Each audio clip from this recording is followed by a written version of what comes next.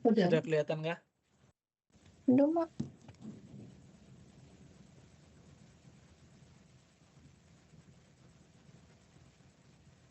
Sudah, Pak. Nah, kita sekarang masuk, kalau kemarin kita sudah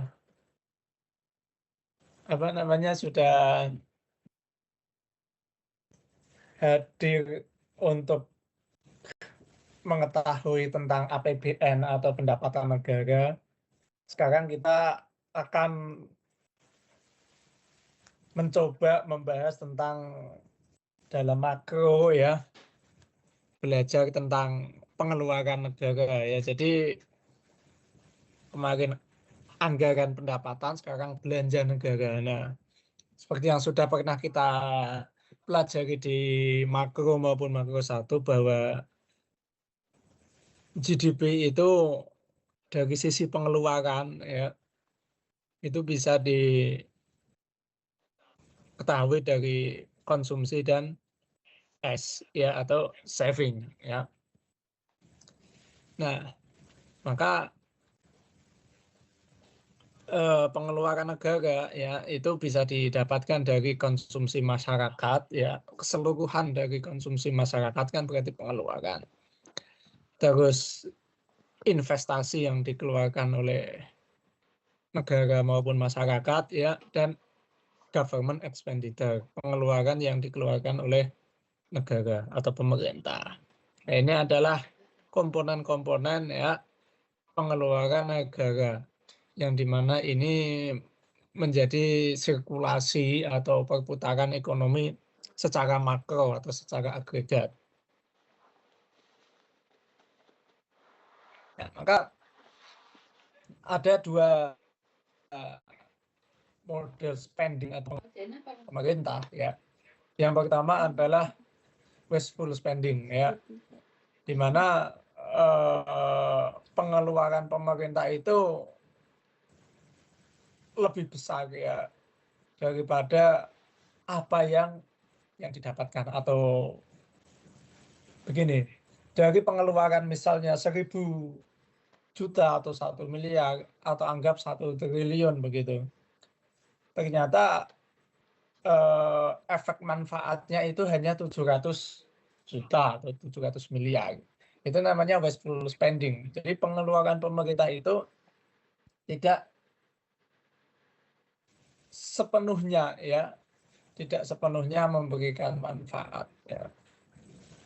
Ada lagi productive spending ya, yang dimana pengeluaran yang dilakukan pemerintah itu manfaatnya ya, yang didapatkan itu lebih besar daripada jumlah total yang dikeluarkan. Misalnya dengan membangun jalan tol gitu ya, 900 juta atau 900 miliar gitu.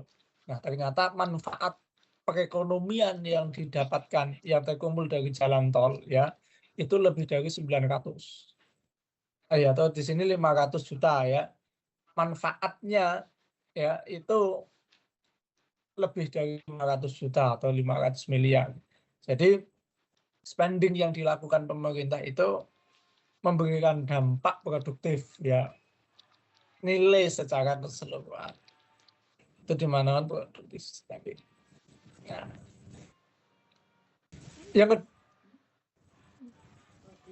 ketiga ya, selanjutnya itu ada makan transfer payment ya, yaitu apabila jumlah manfaat yang diterima dan biaya yang dikeluarkan sama besarnya. Jadi di sini pemerintah melakukan pengeluaran tetapi tidak melihat pada asas keuntungan atau kelebihan besar manfaat dari yang dikeluarkan. Jadi ya memang itu dikeluarkan untuk benar-benar full untuk consumption gitu ya, atau untuk government expenditure. Misalnya ya pengeluaran BLT ya. Jadi ya benar-benar 300.000 itu digunakan asas kebermanfaatnya sama 300.000 untuk masyarakat dan lain sebagainya. Atau selanjutnya gaji pegawai misalnya ya tidak ada produktivitas kelebihan atau wasteful di situ, tidak ada produktif atau wasteful spending-nya. Ya. Jadi ada dua, temporary spending sama permanent spending. Nah, di dalam transfer payment, ya, pengeluaran langsung pemerintah, ya. Yang pertama itu adalah temporary spending, pembiayaan yang hanya dilakukan untuk satu kali waktu saja. Contohnya temporary spending seperti ketika bencana, ya. Ketika bencana pemerintah melakukan pengeluaran yang ya waktu itu saja, gitu ya. Ya, bantuan sosial yang waktu itu saja. Jadi diberikan pada sifatnya itu tidak terus-menerus dikeluarkan oleh pemerintah. Ya.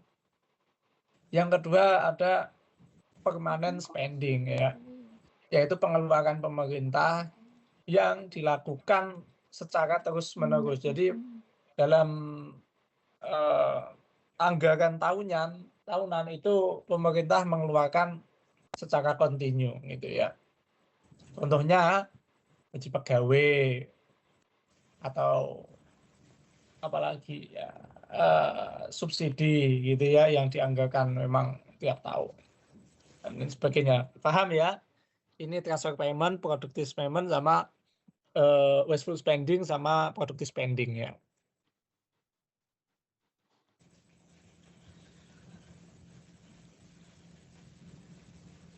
Nah, ini efeknya ya ketika pemerintah mengeluarkan wasteful spending, maka spendingnya itu asas manfaatnya itu berkurang ya, sehingga demand yang terjadi ya menjadi berkurang juga gitu ya. Begitupun dengan produktif ya. Ketika asas manfaatnya lebih tinggi ya. Jadi ketika tol atau jalan tadi dibangun ya, jalan yang bangun oleh pemerintah dengan 1 triliun, ternyata dari situ secara asas manfaat bisa memberikan dampak perekonomian ya,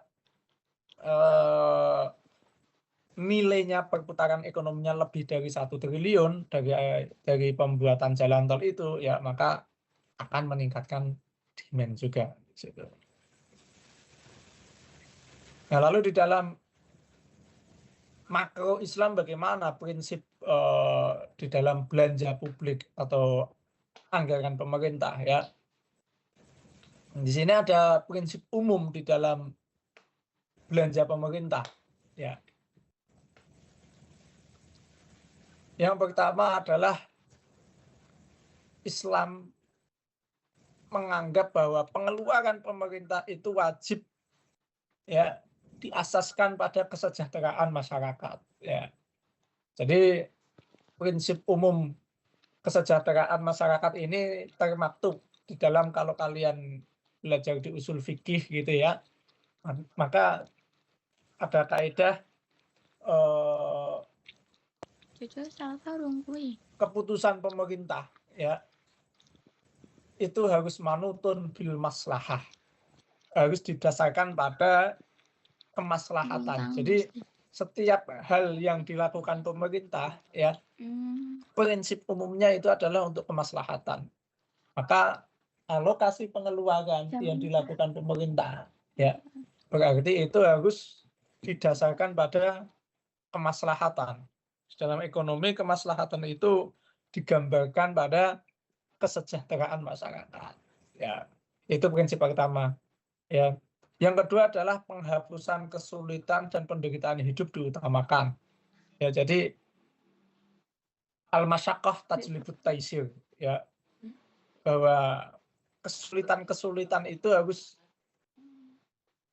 dihilangkan ya. Dan penderitaan harus diutamakan. Jadi kalau pemerintah ingin mengeluarkan kebijakan ya di dalam penganggaran pengeluaran atau belanja, maka ya mana yang menjadi hajat umum itu harus didahulukan ya. Berarti antara kesehatan ya dengan misalnya belanja masyarakat yang untuk alutsista misalnya, ya berarti harus didahulukan pada kesehatan, misalnya pada suatu kondisi tertentu ya. kondisi normal. Yang ketiga, kepentingan mayoritas harus didahulukan dari kepentingan minoritas. Maksudnya itu bukan Islam harus kalau agama Islam mayoritas diberikan dahulu, itu kan gitu. Tapi bagaimana ketika apa yang dibutuhkan oleh banyak orang, ya itu harus didahulukan daripada yang dibutuhkan oleh yang lebih kecil. Ya, ini prinsip umum dulu ya. Terus yang ketiga, menghindarkan pengorbanan atau kerugian yang lebih besar harus dihindari. Jadi investasi ya itu benar-benar harus dihitung. Yang kalau C plus I plus G pemerintah mengeluarkan anggaran untuk investment ya berarti harus menghindarkan pada kerugian. Terus penerima manfaat harus menanggung biaya ya. Jadi ketika seseorang diberikan BLT gitu ya atau penerima manfaat yang tadi modelnya transfer payment ya, dia harus maksudnya menanggung biaya adalah menanggung kos ya ketika pemerintah tidak bisa memberikan hal itu. Kebutuhan masyarakat yang belum terpenuhi wajib untuk diadakan. Ya, ini melihat pada aspek kebutuhan pokok atau daruriyat ya.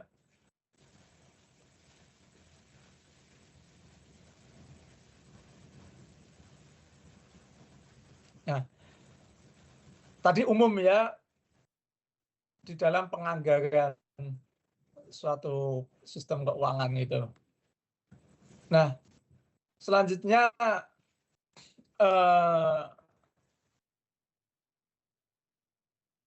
memang bahwa ini kalau isi ekonomi Islam suatu negara itu apa namanya menjadi satu negara yang memiliki kewajiban dalam penyebaran Islam.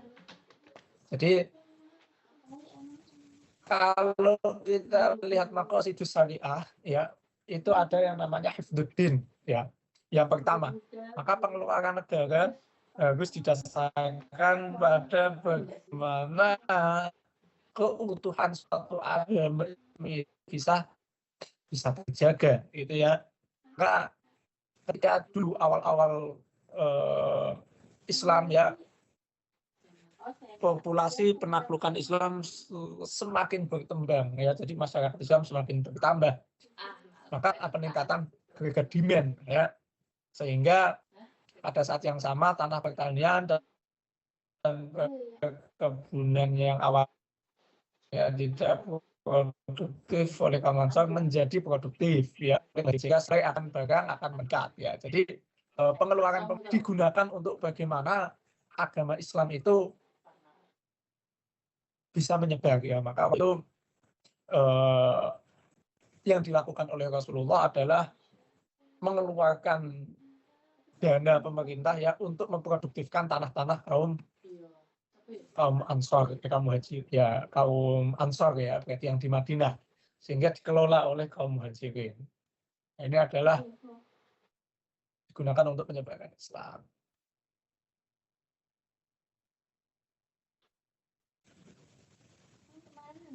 Yang kedua adalah pengeluaran ya harus diposkan untuk pendidikan dan kebudayaan. Ya ini bagaimana salah satu hal yang menjadi wajib, kalau tadi kan yang umum ya.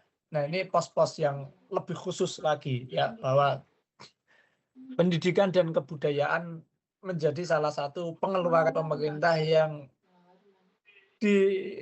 didahulukan gitu ya. Nah ini kita analisis bagaimana dengan APBN kita. Sebenarnya kalau kita melihat Undang-Undang Dasar kita kemarin ya, bahwa pemerintah itu wajib membiayai ya masyarakat. Ya kemarin wajib mengeluarkan pembiayaan untuk masyarakat di bidang pendidikan ya, kemarin pasal 33 gitu ya. Nah itu sebenarnya sudah sesuai dengan pasal 31 maaf, sesuai dengan makro Islam ya, bahwa pendidikan itu menjadi sesuatu yang harus didahulukan ya. Kenapa? Ya secara filosofis bahwa pendidikan itu akan meningkatkan ya kesejahteraan masyarakat ya. Peningkatan pendidikan ya, itu akan meningkatkan kesejahteraan masyarakat. Yang ketiga adalah untuk pengembangan ilmu pengetahuan. Jadi Baitul Mal waktu itu ya, pengeluaran pemerintah itu adalah untuk menstimulus bagaimana ilmu pengetahuan dan teknologi itu digunakan ya. Jadi pengembangan ilmu pengetahuan itu terus berkembang ya, dengan didukung oleh pemerintah melalui Baitul Mal. Jadi para peneliti bahasanya begitu ya, yang mampu menciptakan inovasi-inovasi dalam pengetahuan itu akan mendapatkan ya stimulus atau bonus ya dari pemerintah. Berarti di sini kalau di Indonesia digabung ya pendidikan dan riset ya, maka ada BRIN gitu ya, ada Kementerian Riset dan Teknologi, yaitu digabung ya dengan pendidikan. Selanjutnya pengeluaran Baitul Mal yaitu adalah untuk pembangunan armada perang ya, untuk menjaga keutuhan suatu negara ya, ini wajib juga. Yang pertama tadi adalah ekonomi ya, dengan penyebaran agama itu maksudnya untuk meningkatkan ekonomi masyarakat Islam ya. Terus untuk pendidikan, pengembangan ilmu pengetahuan, inovasi teknologi ya, pembangunan armada perang, yang terakhir adalah untuk kesejahteraan sosial ya, berkesehatan ya, dan lain sebagainya. Nah, ini hal-hal yang dilakukan Baitul Mal waktu itu untuk anggaran belanja negara ya. Nah, ini bagaimana aplikatifnya di dalam suatu negara saat ini. Nah, pada dasarnya walaupun negara Islam tidak melarang orang menjadi kaya ya, kemarin kita berbicara pada zakat gitu ya, tetapi Islam menginginkan agar ketimpangan distribusi pendapatan dalam masyarakat menjadi minimal. Nah, di Islam karena pengeluaran itu kemarin ada dari pendapatan zakat ya, itu ada distribusi kekayaan berarti dari seseorang yang memiliki harta sehingga diberikan kepada mustahik gitu ya, khusus untuk kesejahteraan sosial ya. Maka di sini bahwa boleh kita itu sebagai masyarakat itu mengumpulkan harta, tapi harus ada distribusi pendapatan sehingga tidak ada ketimpangan. Nah, maka sebenarnya nanti kalau kalian ingin skripsi atau penelitian ya secara makro, kalian bisa melihat pada bagaimana efek dari program pemerintah ya, atau pengeluaran pemerintah terhadap rasio Gini ya, Gini rasio. Karena secara Islam itu Gini rasio menjadi penting. Pada dasarnya memang Islam, makro Islam itu mengurangi pada ketimpangan ya, atau meningkatkan pada distribusi pendapatan.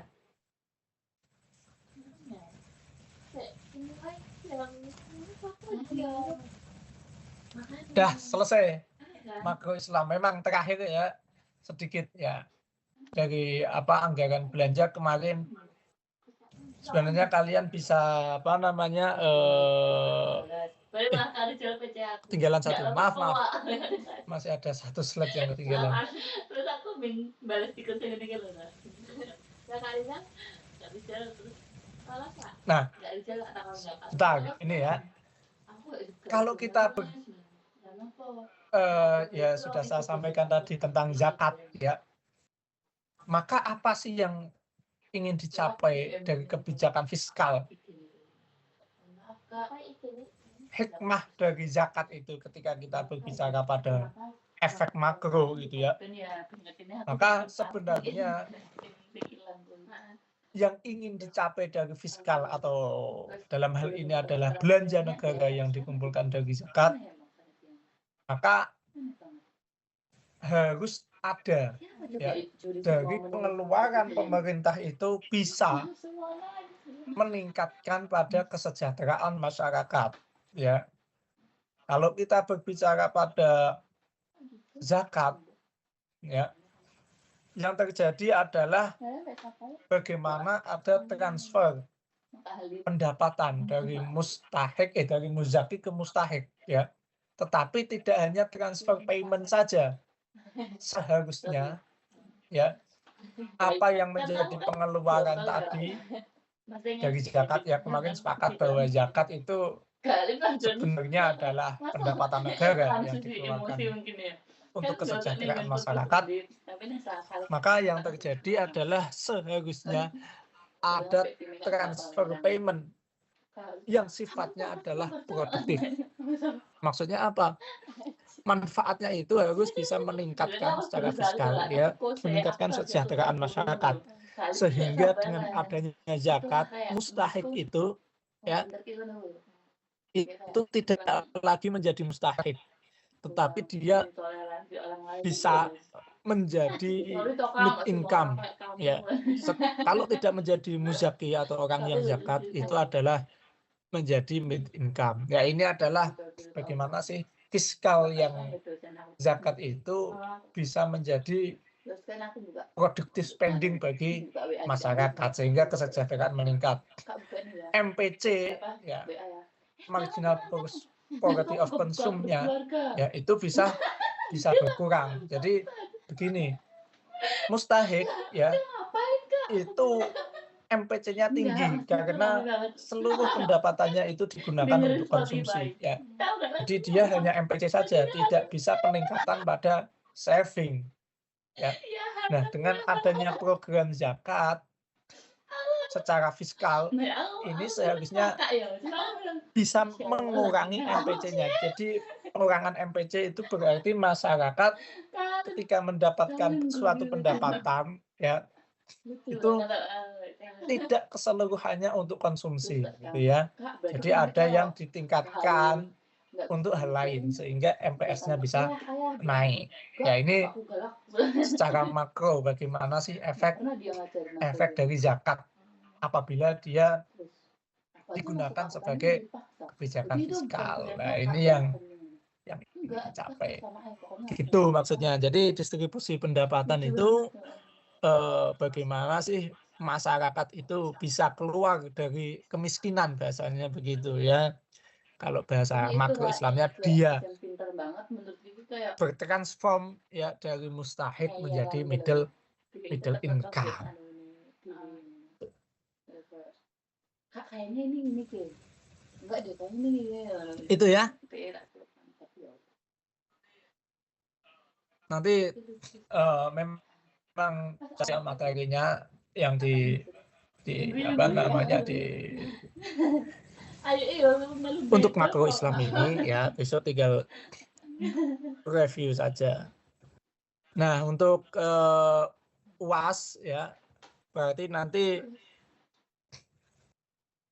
saya tidak hanya pada setelah UTS mungkin, soalnya ya mulai dari pasar uang, terus kebijakan moneter dan kebijakan fiskal, kan itu, ya. Karena kebijakan moneter dan kebijakan fiskal, ya, ini kan kita berbicara fiskal pada praktiknya.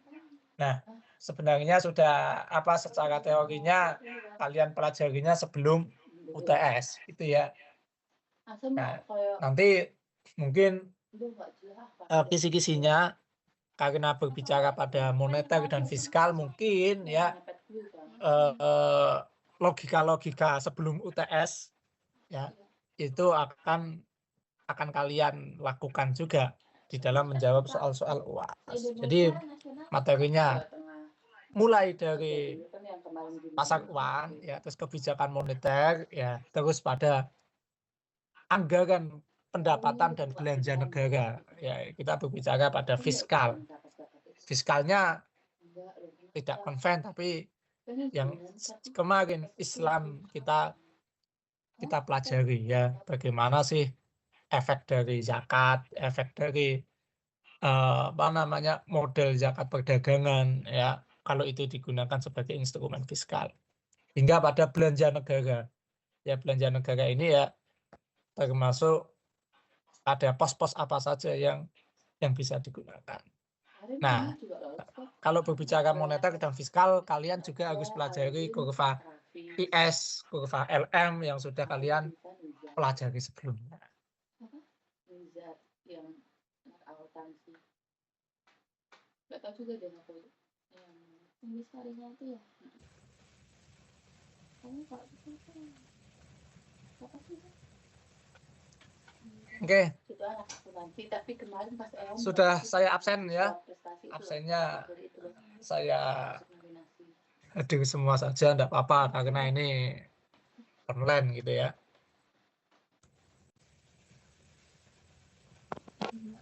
Juga deh penilaian. Ada yang tanyakan? Itu kok ono itu toh, aku buka BTN kok ono itu. Mana absennya? Oh, wis di absen ke? 56/56. Ah, males lah ngomong Facebook itu jelek-jelek. Kalau tidak ada yang tanyakan ya, saya cukupkan ya pertemuan pada pagi hari ini. Ya sebenarnya materinya Bisa sih. besok kita review aja ketika offline gitu ya. Ketika kita review, besok kita review dari awal ya.